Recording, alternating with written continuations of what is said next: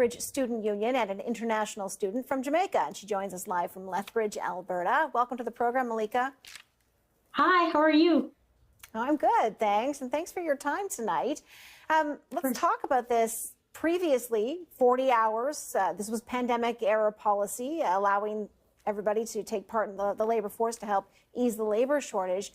Are you surprised to see it's now been reversed and it's brought back down to 24?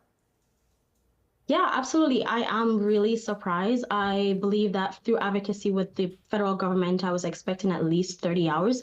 24 hours, the reality is really not enough for us as international students with the affordability and tuition and living costs. It's not enough. So I was really surprised to see that massive shift from 40 to 20 hours, 24 hours. What we heard from the immigration minister is that this should be about learning and not working. But I think what I'm hearing from you is that you need to work to be able to afford to learn. Yeah, both domestic and international students need to work in order to support them ourselves through post-secondary academic journey, especially consider the elevated cost of living for international students, even the tuition cost that we have to pay. I know from like a common response is that, oh, we're talking about our education and our studies. However, it shows, research shows that approximately 63% of international students earn an average of A- throughout our academic journey over the past year, and approximately 66% of us are working during the school year. Talk to me about what that looks like for you. I mean, you're the president of the student union. You must be pretty busy with that, pretty busy with your school as well. Do you also work outside of or off of campus? Currently, I don't work off campus, but I did in the last 2 years, and I had to take full-time employment in order to afford my cost of living. Rent was extremely high, so was groceries for me as a student, but also as an international student.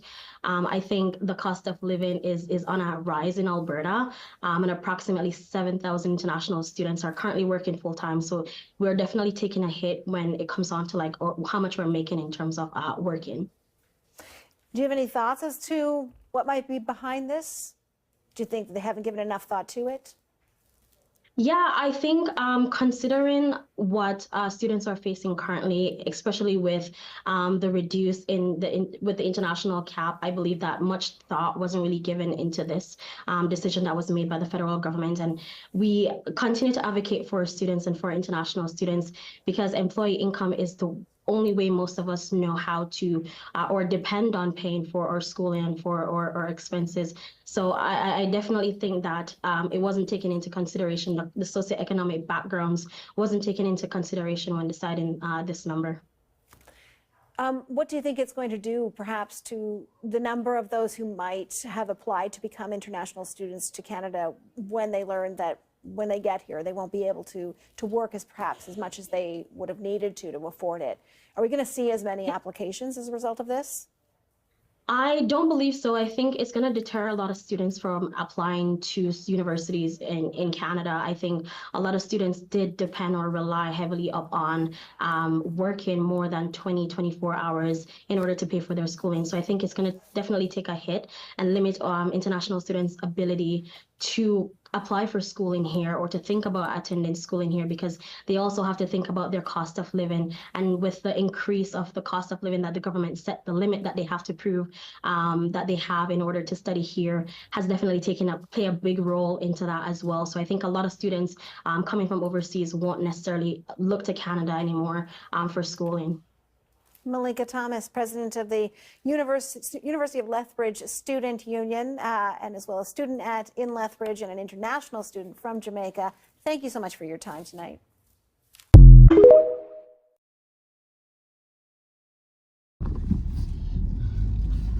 Yes, guys, let's talk about that video a little bit. First and foremost, let's give credit where credit is due. That video was taken from a TikTok channel, and it was filmed on CBC News YouTube. And you shout out to the Jamaican sister in that video, Malika. That's the name of my daughter. You have a beautiful name, by the way, and I think you represented us very, very well. And by us, I'm talking about Jamaicans, but also I'm talking about international students or persons who actually have familiarity with being an international student. So I just want to begin by saying that that's a job well done. I want to give my thoughts as it relates to the changes. Or is it really changes? Because if you guys would have known, prior to a year and a half ago, it has always been an expectation for international students to only be able to work 20 hours per week, right? Now, there's been some changes a year and a half ago because of the demand for workers and the shortages in many industries.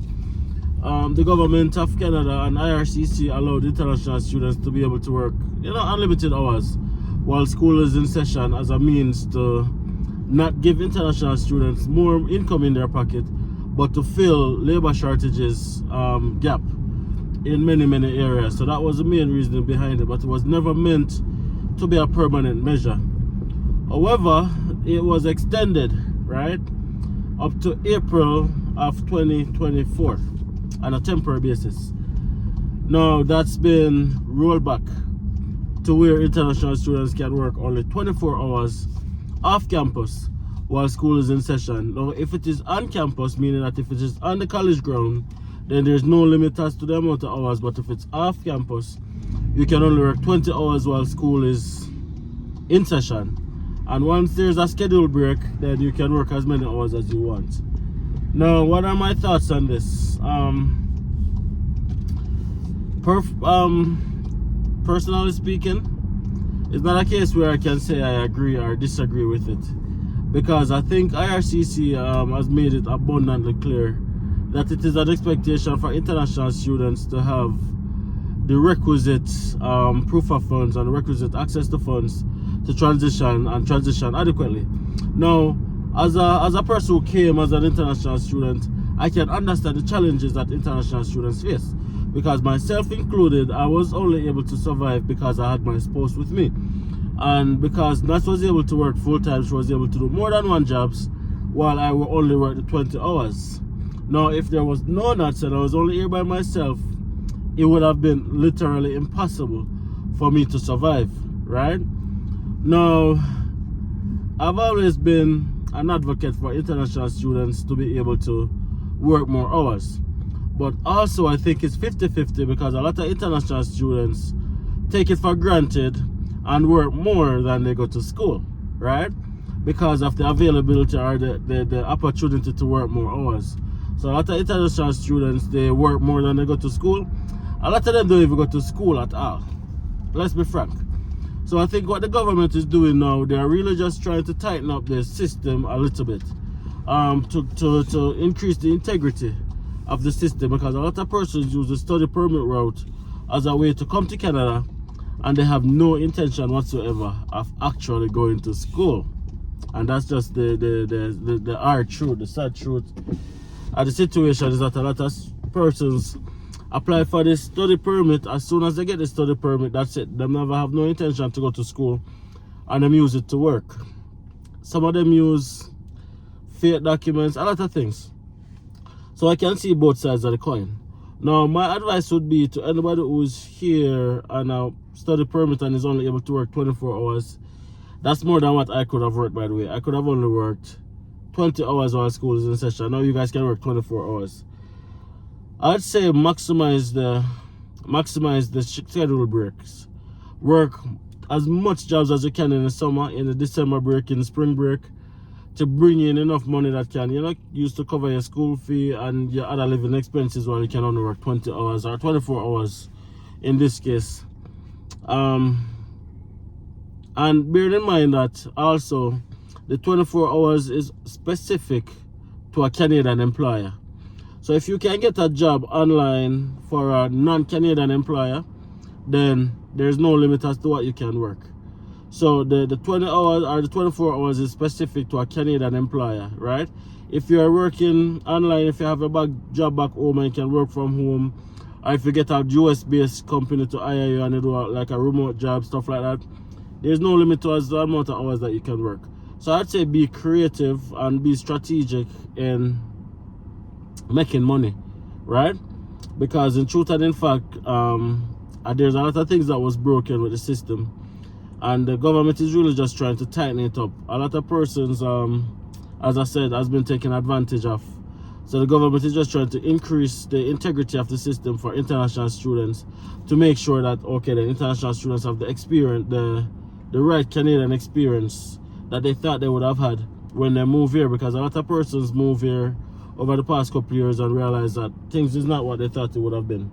So I would definitely say that I can understand it from their perspective, but I can also see the impact this will have on an international student right now, which is why I'm being careful, because I understand from both ends. So I would definitely say just be creative, be strategic in your approach, and just do what you have to do, yeah, man. Short-term pain, long-term gain, because as a student, it's tough, but just look at the end goal. Eventually, you're going to be finished with school, and then you are going to be able to do whatever you want to do. So just take it one step at a time, right? And just remember the focus, remember the main goal. The main goal is citizenship for most international students. So just take it one step at a time and do what you have to do. All right. If you guys like these kind of videos where I review these things, please let me know. A lot of persons have been saying that, hey, they're not getting another immigration content. A lot of persons are saying, hey, we're tired of the immigration content. We want to see more vlogs. So we've been always trying to do a balance for you guys. So if it is that you guys let us know if you have a specific preference to a specific topic, if you want to see more vlogs, if you want to see more immigration content, if you want to see more around Grand Prairie, around Canada, let us know. I will definitely do our best to provide you guys with the type of videos that we know that you guys want to see, right? So don't hesitate to just drop it in the comment section and let us know, because we're always here looking and we're always trying to improve. If you guys also haven't already subscribed to our channel, take a second and subscribe, right? It literally only takes a second. I know sometimes when we're watching the videos, especially when we're watching on TV, it's easy for us to forget to like the video. It's easy for us to forget that, hey, we haven't actually subscribed to this channel. Be deliberate right now. Take a second right now and just hit that like button. Take a second right now and just hit that subscribe button. Take a second right now and just let us know what you think about the changes in the comment section. Only takes a few seconds, and you know what? It makes a world of a difference for us, right? So yeah, let's give you guys a second to do that. Thank you guys for doing that. Really appreciate it. And you know what, guys, there's always information to be shared, and we're always willing to share it. That's what you get on this channel. All right, thank you guys so much for watching this video all the way to the end. Drop your thoughts in the comment section, and see you guys in the next video.